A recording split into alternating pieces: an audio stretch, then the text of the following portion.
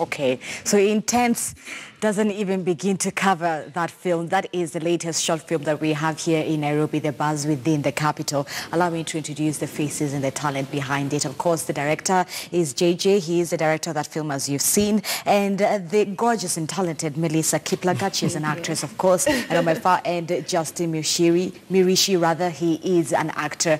You guys, that was such an intense film. Oh, my goodness. Let me begin with you, JJ, because you're the one who wrote that script. Yeah. What were you thinking? Well, I mean, I'm a storyteller, so I was thinking of telling a story. Is it that specific storyline? Is it influenced from somewhere by someone? It's a collection of real life stories, yes. Yeah. It reminds me of Acrimony, the movie by Taraji. I have heard that before, and I need to watch that movie. Ah. Yes. Okay. Because I've heard that before. How long did it take for you to write this script? About 3 months. And shooting? We shot it over 3 days. Yeah. So why a short film? Why? Because now you leave us hanging. You literally left us on a cliffhanger. Well, the ending is designed to, I think, to, bring out sentiments from the viewer. We didn't want to conclude things for the viewer, so we wanted you to think about the situation, discuss, amongst yourselves, because the film is sparking, a lot of discussion and conversation. So that was the intention. No. As a viewer, we demand to know how that film ends. We demand to know how that film ends. You're not the only one. So Yes. are you not going to tell us? Are you seriously not going to tell us, JJ, how you would have finished that film? It's complete. Melissa, he's stressing me.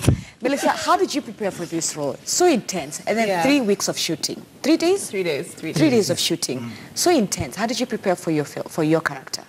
I guess the way we prepare for any role, I think it's just about going through the script a lot, asking questions. Just keep asking questions about your character. Me and him had a lot of conversation about the relationship that you see. So yeah, just ask questions, tear the script apart, put it back together. Yeah. What was your first thought when you read the script? It was good. I'd done another short film a few years back that was also the same kind of concept of I was an abused wife. So this is the second time I was doing it, so I was a bit hesitant to do the same kind of role again, but this one had a completely different feel. And I trusted him, and I've worked with him before, so I trusted him. So I wanted to do it. It's always a challenge. How do you know which roles to say yes and no to? For me, at this point, it's about roles that challenge me, something that I feel I'm going to grow from, but it's also about who I'm working with. If it's a director that I know I'm going to learn from, then I'm more influenced to work with them. Okay. But yeah. Justin, your character is also quite intense. How did you prepare for your role? I think for me, it's a very internal process. So I go into my head and I find what I need to find to get to that place. And like Melissa said, conversations around the script and the story and what is safe and what is not. Because a lot of the times when we were doing it, I had to ask her, are you okay? Yeah. Because it was, it was pretty rough. Yeah, so for me, it's basically an internal process. Right. Yeah. So now that JJ doesn't want to finish for us this script, how do you think that would have ended? How do you think your character would have performed at the end of this film? That's an interesting question. Yes, it is. Because I'm trying to help the viewers and myself here, trying to see how we could have ended this story now that JJ has left us hanging. If I can just be magnanimous, just kind with you. I think from the title of the story, what it basically means is that some people get caught in this vicious circle. So that you can see that there's something wrong with the situation you're in, but you're not able to come out of it. And it's really sad. I think it's really sad. Wow. Melissa, how do you think this story would have ended for your character? Honestly, kind of like what he's saying, unfortunately, I kind of think that she would stay, which is what happens with so many women, unfortunately. But it's a cycle that starts and it's very hard to get out of. So I think what happened would keep happening. Do you see her giving him the 2 million? Good question. Right? Maybe not by choice, but just to keep some level of peace. at some point, because what can she do at this point? Go home to that every day? I feel like she might do it just to stop that from happening for a day or two. You said you've also done another short film. Yeah. Justin, have you done short films as well before this one? Plenty. Yeah. What was the difference, and I'll begin with you, Melissa, between perhaps this short film compared to the rest that you've done? This specific, I think it was more physical than anything I've done in terms of the violence, but that's always a challenge, and I like a challenge. In terms of this compared to the other one with physical, where I was an abused wife, that one was very centered around me. There wasn't really about the relationship between the two of them, so this was nice to have him to work with as a couple, yeah. Justin, for you? Well, I'd say every story is unique. Every film is unique, every director. So working with JJ was the first time working with him. What was it? On a short. Like on a short, yeah, was the first time. So it was interesting, you know, and I like how it came out. Though, okay, I have my qualms as an actor because we tend to overthink things and judge ourselves more than other people would. But I think it came out beautifully. It was good. Okay, so JJ, what is so different, especially, we'll come to the production, the challenges of doing a short film? Well, you have to raise a budget yourself, almost finance the whole of it from your pocket. I think, well, we had natural challenges. It rained half of the day, one of the days just rained. Yeah. And, well, we couldn't shoot, so you should have seen us in the couch, waiting for the rain to end. So the physical factors and the frogs. And the frogs. There were frogs? Yeah, some pond place, so we had frogs, we had crickets. Wouldn't that have been perfect? I mean, if you listen to it carefully, you hear them. Really? Yes. Oh my gosh, okay. Yeah. But, and I think also, we're just trying also to bring more films into the space so that people can appreciate Kenyan stories. We know sometimes, it's hard to be compared always with more established markets, so that's a challenge, but, we have to do what we have to do. Right. And get more stories out there. From your experience, do short films, especially these ones here in Kenya, do better than longer films that we've seen being produced still here at home? Well, I think they're different. Longer feature films have their own place, and they are the, cream of the industry. Right. I mean, it's everybody's dream to be part of a feature film, to whether you're directing, whether you're acting in it. So short films help us to get there. They're stepping stones, and you're able to, practice your craft and get better at what you do, so that, when the time comes to do a feature film, you feel that you're ready to do so. What would you have done differently? Now, after the product, there's sometimes you sit back and you're like, we should have added this. Perhaps we should have removed it. I should have done this. What would you have done differently? Or are you happy with the product as it is? First of all, I'm amazed by how it turned out, and even by the reception that it has gotten, especially online where we premiered it. It has been amazing. Of course, there's always something you want. I should have done this shot wider. We should have done more shots like this, but there are always technical elements. When a film goes out, it has gone out, and you just want it to be received the way it is. Yeah. Melissa, do you feel the same way as an actor? Where Justin has said it, you as an actor and actress, you want to criticize yourself the most, right? You find yourself doing that. Yeah. So were you happy with the performance with this one, and what would you have changed, especially for your role?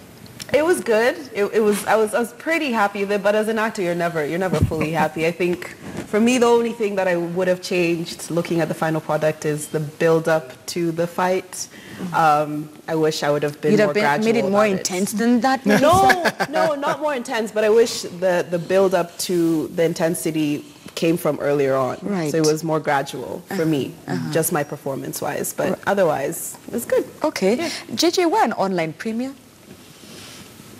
Because that's where people are. Okay, so this is our first shot, right? My first shot as well as writer-director, and it's an experiment. So I'm testing, I'm putting my work out there and seeing. It's almost like you're just pushing it out there, and you want to see what people are going to say. To be criticized. Exactly. Yeah. So what better place than the internet? Right. Yeah.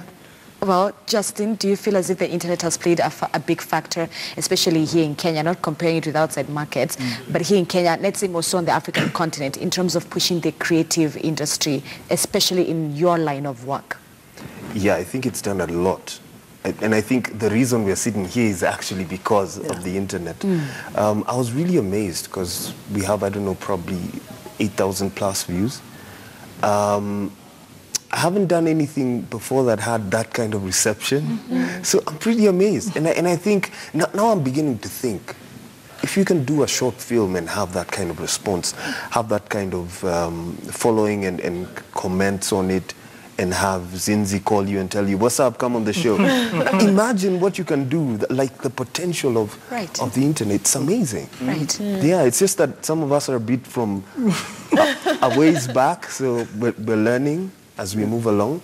But, you know, we have people like Melissa with us, so quite internet savvy. Okay. So. Justin, do you think as an actor and from an actress seat, you know, he as a director, he gave his own perspective, but as an actor, the challenges that perhaps face the industry here in Kenya?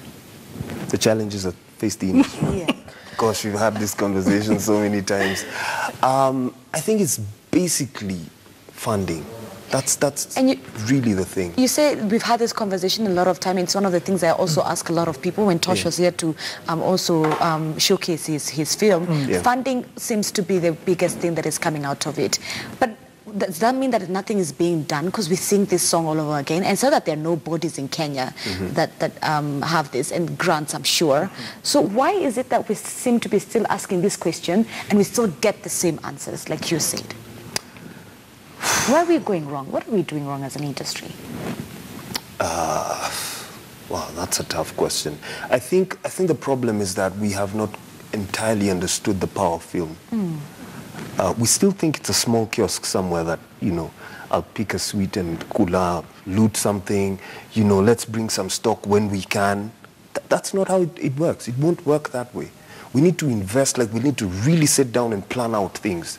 Plan long-term strategies, decide on how we're going to give, you know, benefits or what are they called, tax rebates to people within the industry here, and from outside lower the fees for shooting licenses and that sort of thing. Otherwise, we're not going to get to the to our potential, because there's a lot of potential. Yeah, I feel like we have not understood the power of film in this country. Melissa, your thoughts?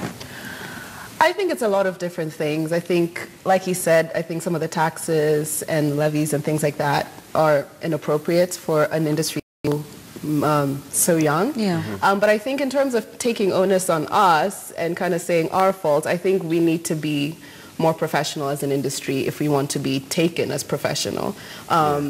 In terms of, as the actors, just in terms of showing up on time, being prepared when you show up, but also in terms of production, you know, honoring contracts, signing people and paying people when you're supposed to be paid. You know what I mean? There's a lot of laxity in the way we operate as an industry. And then we go to professionals and ask them to take us as professional, but we don't act that way ourselves to the full capacity that we can. So I think on our side, it's also a matter of, if you want to be taken seriously, we need to take ourselves seriously more than we do now. Before I do let you go, Melissa, how did you find yourself in acting? Oh God, I did it in high school. Then I went to university. I did economics. Hated it. So I went back to the only other thing that I loved. And once I went back, I was never going to do anything else. So I came back from uni and dived into the industry, and I've been there ever since. Right, Justin, for you, what's your story? How did you find yourself in acting? Mine was totally accidental. I visited a friend who was shooting, and you know, they were short one person, so they said, what's up, come and you know, fill in. And then after that, the director told me, you're a good actor. I was like, what? And that's how it started for me. Yeah. Okay, JJ, how did you find yourself in the film industry? And why did you choose to be behind the camera? I've actually acted. I used to act a long time ago. and I acted by accident, just like Justin. I replaced someone. Somebody couldn't do a role, and I was next. Was told, "Kuja hapa, ingia hapo." You know, it had one line. but I delivered that one line. Yeah. And ever since, so after doing a bit of being on stage for a bit, because I did have a theater background, right. I got into writing and eventually directing, and that's why I felt more comfortable, because I mean it just worked better for me that way, you know, just telling guys what to do. Bossy. Expecting Being bossy. Yes, He's bossy. Is he's bossy on set? No, I'm the humblest. If there's a word like that, director. Okay. Yeah. Okay. You know, we're going to take a quick commercial break. When we come back, I would love to hear from them what is their next projects they'll be doing, and for Melissa as well as Justin, where do they see their career? Let's take a break there. We'll be right back.